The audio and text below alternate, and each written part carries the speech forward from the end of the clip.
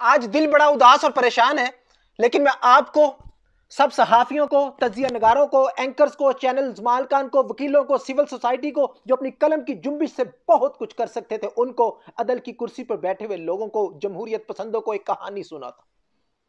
रात का पिछला पहर था, घुप अंधेरा था, पूरे का पूरा गांव सो रहा था, बल्कि ख्वाबे गफलत की सो रहा था।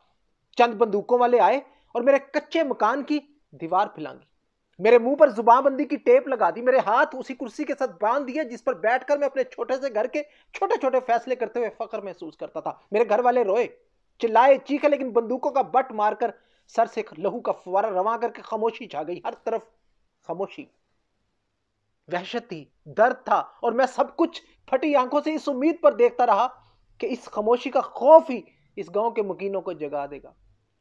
देखना वो आएंगे और मेरी चादर और चार दीवारी की हुर्मत को बचा लेंगे।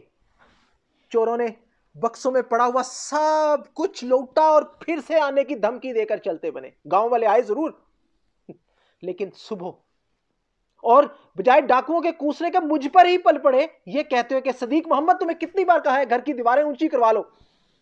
अब भला बंदूक के आगे हम क्या बोले, तुम हमें भी मरवाओगे। अरे वो मुझे मारने लगे थे। अरे मार देते, तुझे रोज रोज हमारी नींदें हराम करने से बेहतर था तुझे मार ही देते सदीक मोहम्मद। अब जाओ और अपने सर की कनपट्टी का खून की मरहम पट्टी करवा लो शहर से। अरे मेरा साथ तो दो, मेरा सब कुछ लूट के ले गए, मेरा साथ तो दो। आओ सब मिलकर इस गांव में एक पहरा बिठवाते हैं, ताकि आइंदा से कोई किसी के घर में भी आने की जुर्रत ना कर सके। लेकिन वो तुम सदीक मोहम्मद, तुम करते हुए चलते बने। मैं भी थक कर कुर्सी पे बैठ गया और सोचता रहा कि हर बार मैं भी पैसे जमा करता हूं कि घर की दीवार ऊंची करवाऊंगा, लेकिन चंद ही सालों में वो फिर आके सब कुछ लूट लेके जाते हैं।